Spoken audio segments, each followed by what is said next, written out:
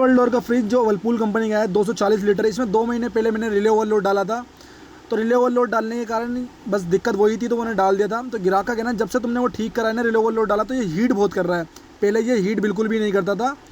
मैंने क्या, ये तो कंपनी ने बनाई हुई चीज़ है, और जब तक इसके अंदर गैस अच्छी है तो हीटिंग करेगा ही करेगा, हीटिंग नहीं करेगा तो कूलिंग कहाँ से होगी।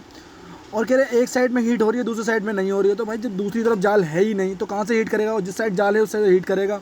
तो ग्राहक तो कुछ भी बोल सकता है, बस तुम्हारी कमी निकालने कैसे भी करके। ये 240 लीटर का फ्रिज है वर्लपूल कंपनी का, तो इस बात में कोई लॉजिक है नहीं है।